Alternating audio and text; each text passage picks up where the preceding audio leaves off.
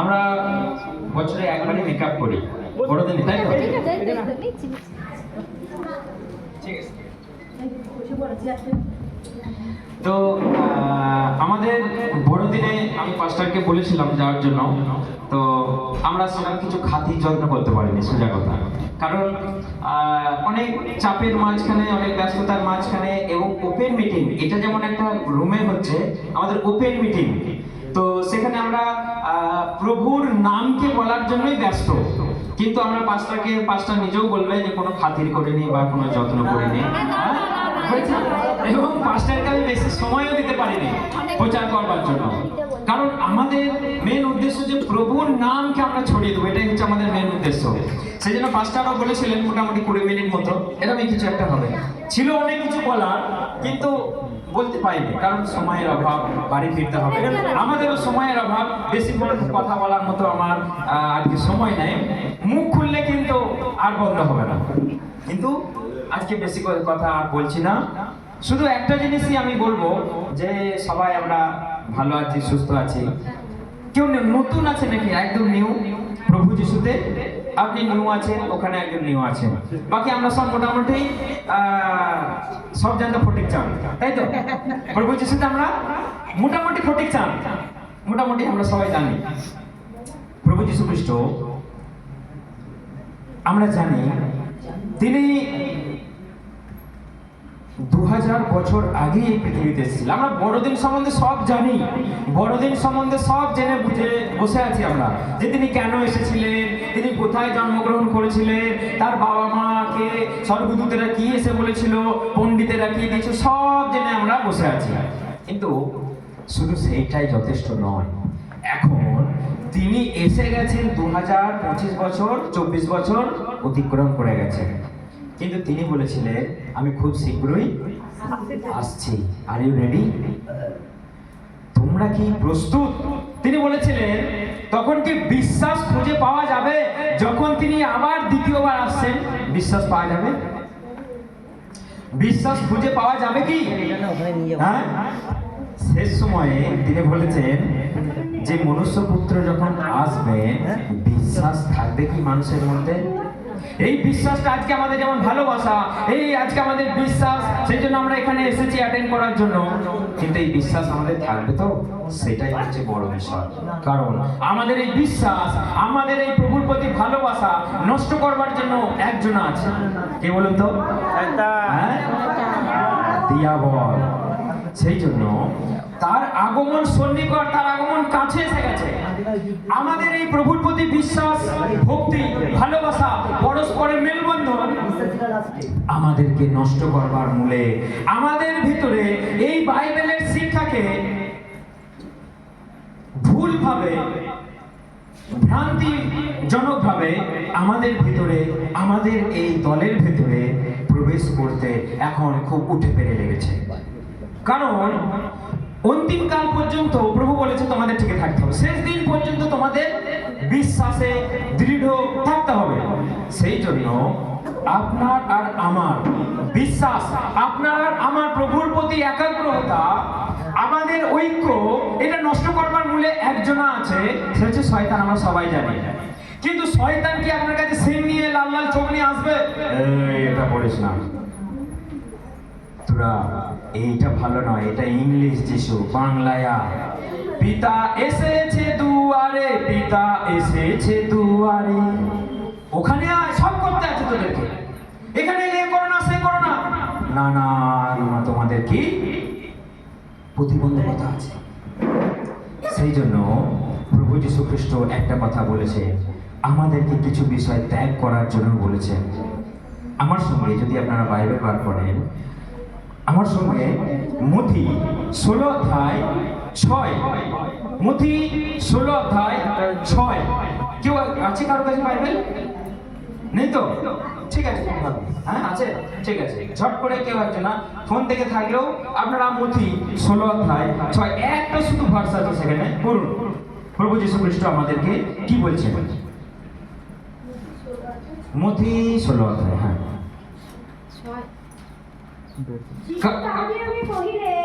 তোমরা সতর্ক হও, ফরিসী ও সদ্দুকীদের দাড়ি ভাতের সাবধান থাকো। তারপর তখন তাহারা পরস্পর তর্ক করিয়া কহিতে লাগিলেন, আমরা যে রুটি আনি নাই। তাহা বুঝিয়া যীশু কহিলেন, হে অল্প বিশ্বাসীরা, তোমাদের রুটি নাই বলিয়া কেন পরস্পর তর্ক করিতেছ? এখনো কি বুঝো না? মনেও কি পড়ে না? সেই 5 সহস্রের খাদ্য 5 খানি রুটি। ঠিক আছে, দেখুন এখানে প্রভু যীশু খ্রিস্ট একটা কথা বলেছেন, তোমরা ফরিসি সদ্দুকীদের তাড়ি থেকে তোমরা সাবধান থেকো। তখন ওরা মনে মনে করছে, তাড়ি দিয়ে তো রুটি বানানো হয়, তাহলে আমরা তো আজকে রুটি আনতে ভুলে গেছি, তাহলে আমরা কি খাবো? সেই বিষয়ে হয়তো প্রভু আমাদেরকে বলছেন। প্রভু বলছে, তোমরা কি গো, তোমরা অপদার্থ নাকি? তোমরা 5টা রুটিতে যখন 5000 লোক খেতে পারে, তাহলে তোমাদের কাছে রুটি নাই বলে তোমরা বিতর্ক শুরু করে দিলে? তোমরা মূর্খের দল নাকি? প্রভু কি সেই তারির জন্য বলেছিলেন? প্রভু বলেছিলেন, তোমরা ফরিসি আর সদ্দুকীদের তাড়ি থেকে তোমরা সাবধান থাকো। দেখুন পড়ুন এটা 11 থেকে। তোমরা কেন বুঝো না যে আমি তোমাদেরকে রুটির বিষয়ে বলি নাই, কিন্তু তোমরা ফরিসি ও সদ্দুকীদের তাড়ি হইতে সাবধান থাকো। তখন তাহারা বুঝিলেন তিনি রুটির তাড়ি হইতে নয়, কিন্তু ফরিসি ও সদ্দুকীদের শিক্ষা হইতে সাবধান থাকিবার কথা বলিয়াছেন। হালেলুয়া। প্রভু যীশু খ্রিস্ট কি বলেছেন? ফরিসি আর সদ্দুকীদের শিক্ষা। তারা কারা ছিলেন? তারা স্কলার, একটা করে বড় বড় পণ্ডিত, সব জানতো, ফটিক চান। তারা বড় বড় জায়গায় বড় বড় ড্রেস পরে সবাইকার কাছ থেকে প্রণাম নিতে তারা ব্যস্ত। যেমন আমাদের এখন গুরুজিরা আছে, অনেক সাধু বাবার আছে, 500 টাকা থাকলে মাথাটা ঠুকে দিল, আর যদি আপনার 50 টাকা থেকে ওইখান থেকে নমস্কার বাবাজি চলে গেল। সেই রকম তারা ফরিসি সদ্দুকী, তারা মানুষকে প্রভুর শিক্ষা থেকে তারা উল্টো করে দিচ্ছে, প্রভুর শিক্ষাকে সম্পূর্ণ ঘুরিয়ে মানুষকে শিক্ষা দিচ্ছে। প্রভু বলেছে, তোমরা সাবধান থেকো, এখন তাড়ি থাকে। কিসের তাড়ি? এখন হচ্ছে তাড়ি প্রভু যীশু খ্রিস্টের নাম নিয়ে সব ঘুরে বেড়াচ্ছে। বাইবেল বলছে মথি 7 অধ্যায় যে কারা আসবে? ভক্ত ভাববাদী এবং মানুষের শিক্ষাকে তছনছ করবার জন্য একদম ড্রেস আপ করে আসবে, সুন্দরভাবে বাইবেল নিয়ে আসবে, একদম বেশে আসবে। ভেতরে কে আছে? হ্যাঁ, শয়তান আছে তাদের ভেতরে, কেন্দুয়া আছে তাদের ভেতরে, একটু করে মেরে তাদেরকে শেষ করে দেবে। সেই জন্য আপনারা এই বাক্যটা মাথায় রাখবে। প্রভু যীশু খ্রিস্ট সেখানেও বলেছে তোমরা সাবধান, এখানেও কি বলছে? তোমরা সাবধান। অন্তিমকালে আপনার শিক্ষার বরবাদ করে দেবে। চারিদিকে শুনতে পারবেন কেউ বলছে প্রভু যীশু খ্রিস্ট আসবে তার বউকে নিয়ে। হ্যাঁ, কেন বলছে? এটা চিন্তা করেছেন একবার? প্রভু যীশুর নাকি বউ আছে, সর্বনাশ। হ্যাঁ, তিনি বরের মতো আসছেন বলে বলছে আমরা তার বউ একটা করে। ও বাবা, তাহলে এই যে শিক্ষাগুলো আজকে চারিদিকে ঘুরে বেড়াচ্ছে, আপনি যদি একটু সতর্ক না থাকেন আপনি পড়ে যাবেন। তখন প্রভু যীশু খ্রিস্ট যখন সমহিমায় আসবে লৌহ দণ্ড নিয়ে বিচার করতে, আপনি তার সঙ্গে যেতে পারবেন না। আপনি তখন বুকে করাঘাত করবেন, বিলাপ করবেন, হায় প্রভু, আমি তো তোমাকে জেনেছিলাম, আমি তো তোমার পথে গিয়েছিলাম, আমি তো গিয়েছিলাম এই হলেতে, আমি তো বেশ রাইস আর চিকেন মেরে দিয়ে এলাম। আমি তোমাকে চিনি না, তুমি মুলতে গিয়েছিলে, আমি জানি না, তুমি খেয়ে গিয়েছিলে, আমি গন্ধ পাইনি। তোমার মনে তুমি একজনকে চর কষিয়ে দিয়ে গেছো, আমি জানি না, ওখানে তুমি সুন্দর মেকআপ করে তুমি বেশ বসে আছো, হালেলুয়া বলছো, জয় যিশু বলছো, বাড়িতে কি করেছো আমি জানি না। সেই জন্য আমাদের আলটিমেটলি দেখতে হবে আমাদের হোলিনেস, আমাদের পবিত্রতা, আমাদের প্রভুর প্রতি ভালোবাসা, তার বাক্য যদি আমরা মেনে না চলি তাহলে কোনো দিক থেকেই আমাদের কোনো লাভ নেই। প্রভু আপনার মেকআপ দেখে না, প্রভু আপনার হাসি দেখে না, প্রভু আপনার ভিতরটা দেখে যে আপনি তাকে কতটা ভালোবাসেন। আপনার ভিতরে তার প্রতি কতটা ভালোবাসা আছে আপনি জানি না, এখানকার পাস্টার জানেন, আমরা কেউ জানি না। একজন মাত্র তিনি জানেন। সেই জন্য প্রত্যেকটা দিন আপনি তাকে ভালোবাসুন, তার পথে চলার চেষ্টা করুন। আরো অনেক কিছু বলার আছে, কিন্তু বলার মতো আর সময় নেই। সেই জন্য একটা জিনিস মাথায় রাখবেন সবাই, যে আমরা প্রভুর শিক্ষা থেকে যেন ছিটকে না পড়ে যায়, আমরা যেন প্রভুর এই বাক্য থেকে যেন আমরা ছিটকে না যায়। কারণ তিনি বারবার করে বলেছেন, আমার নামেই তুমি ভূত তাড়িয়েছিলে, আমার নামেই তুমি সবকিছু করেছিলে, ভবিষ্যৎবাণী বলেছিলে, কিন্তু আমি তোমাকে আমি মানে তোমাকে কখনোই আমি চিনতাম না, আমি জানতাম না। কিন্তু তার নামে দিয়ে আমরা স্টেজেতে দাদাগিরি দেখিয়েছি, তার নামে দাপাদাপি করেছি, তার নামে আমি প্রফেসি বলেছি। এখন আমি তোমার জন্য প্রফেসি করছি। কে বলছে? বড় বড় ভাববাদী বলছে, এখন আমি ভাববাণী করছি তোমার জন্য। আমি কি নিজে থেকে ভাববাণী বলবো, না তিনি বলবেন? হ্যাঁ, তিনি বলবেন না আমি বলবো? এই তোমরা তিনজনা ওঠো, তিনজনা ভাববাণী বলো, তো তিনজনা প্রার্থনা করো, আর তিনজনা তোমরা অন্য কিছু করো। তিনজনা ওঠো অন্য ভাষা বলো, তিনজনা ওঠো ভাববাণী বলো, আর তিনজনা ওঠো প্রার্থনা করো। কি হলো ব্যাপারটা? তিনজনা ওঠো অন্য ভাষা বলো, তিনজনা ওঠো ভাববাণী বলো। তিনজনা উঠে গিয়ে তারা ভাববাণী বলে দেবে? হ্যাঁ, বাপের সম্পত্তি ভাববাণীটা, বাপের সম্পত্তি যে আমি দাঁড়ালাম বলে দিলাম। অন্য ভাষাটা, এটা কি আমার পকেটে ভরা আছে, বার করলাম, চিকিমিকি রিক্সাওয়ালা ইকিল মিকিল চিকিল চাই, পূজাপতি উড়ে যায়, এটা কি পকেটে ভরা আছে নাকি অন্য ভাষাটা? সেই জন্য বি কেয়ারফুল, অন্য ভাষা পকেটে ভরা নেয়। ভবিষ্যৎবাণীটা আমার বাপের সম্পত্তি নয়, যদিও বাপের সম্পত্তি উপর থেকে আসবে, কিন্তু অ্যাকচুয়ালি আমার এখানে কাগজে কলমে লেখা নেই। ভবিষ্যৎবাণী তখনই আসবে যখন তিনি আপনার থ্রু দিয়ে বলবে। হালেলুয়া! আপনি তখনই অন্য ভাষা বলবে যখন তিনি আপনাকে অ্যানয়েন্টিং করবেন।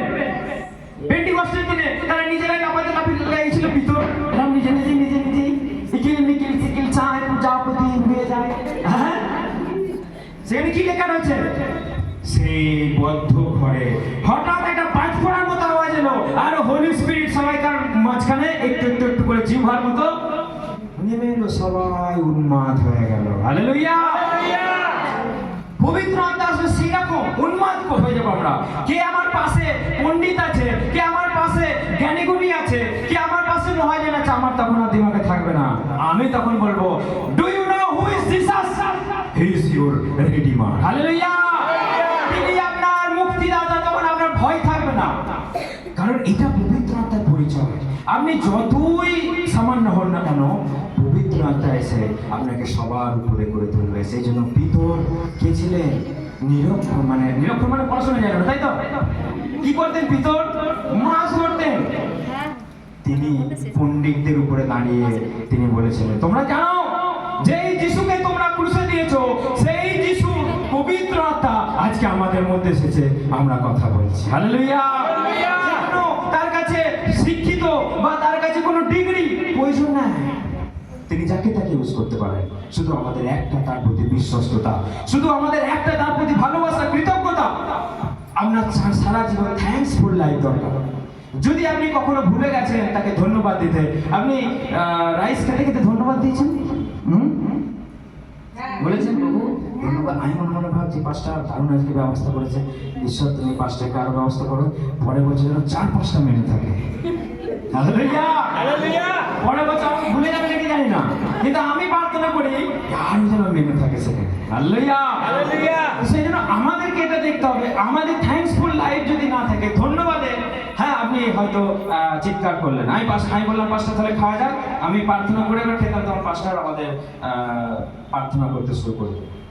তো আমাদের সব বিষয়ে যদি থ্যাঙ্কসফুল না থাকে জীবনে, আমি বলছি না ভালো খাবার প্রার্থনা করবো, আর যদি ডাল আর ভাত হয়, পোস্ত হয়, এটা খেয়ে দিন পরে দেখা যাবে। এভরি বিষয়ে আপনাকে থ্যাঙ্কসফুল থাকতে হবে, ধন্যবাদ থাকতে হবে। প্রভুর প্রতি আপনার কৃতজ্ঞতা, আপনার ভালোবাসা, আপনার তার প্রতি প্রত্যেকটা দিন তাকে স্মরণ করা, এটা আপনার বাধ্যতামূলক, এটা আপনার তার প্রতি ভালোবাসা। তবে ঈশ্বরের সঙ্গে আমরা মার্চ হয়ে যাব, একদিন আমরা বিলীন হয়ে যাব। হালেলুয়া! সেই জন্য একটা গান আছে, আপনাদের জানেন যে কবে ঈশ্বরে হব বিলীন? জানেন? জীবনের একটাই ধ্যান, শুধু ঈশ্বর অনুসন্ধান, প্রার্থনা করি রাতদিন, কবে ঈশ্বরে হব বিলীন, অর্থাৎ কবে ঈশ্বরে বিলীন হয়ে যাব। আপনি চান বিলীন হতে? হ্যাঁ? Yes or no? বিলীন হতে চান? তাহলে আজ থেকে আপনি প্রত্যেকটা দিন তাকে প্রণাম করুন, তাকে ডাকুন, ঘর বন্ধ, দরজা বন্ধ, জানলা বন্ধ, আপনি একা একা তাকে ডাকুন। তিনি বলছেন, আমি তোমার ঈশ্বর, আমি তোমাকে গোপনে দেখছি, গোপনে আশীর্বাদ করবো। হালেলুয়া! আপনি ফরিসি বা সদুকি নন, এটা মাথায় রাখবেন। তারা দাঁড়িয়ে কি বলে, আমি 3 দিন উপোস করি, আমি গরিবদের দান করি, আমার আংটিটা খুলে আমি দেখো দান করে দিই। আর করাতাই কেন বলেছিল, প্রভু আমার প্রতি দয়া করো, এই পাপীর প্রতি তুমি দয়া করো। সে চুপি চুপি বলেছিল। আপনিও চুপি চুপি বলুন, প্রভু আমি সামান্য, তুমি আমার প্রতি দয়া করো, যেন আমার এই বিশ্বাস তোমার প্রতি কখনো হারিয়ে না যায়। হালেলুয়া! জয় যিশু! আপনি এটা মাথায় রাখবেন, অন্তিমকাল আপনার বিশ্বাস চুরি করার জন্য আছে, আপনার শিক্ষা লন্ডভন্ড করবার জন্য আছে।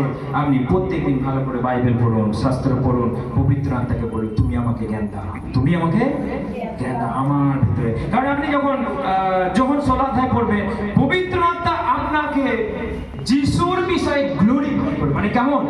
পবিত্র আত্মা আসবে, আপনার যিশুর বিষয়ে যদি কোনো প্রশ্ন থাকে, তিনি আপনাকে বলবে প্রভু যীশু খ্রিস্ট আপনার জন্য কিভাবে প্রাণ দিয়েছেন, কিভাবে মারা গেছে, নচেত আপনি পারবেন না।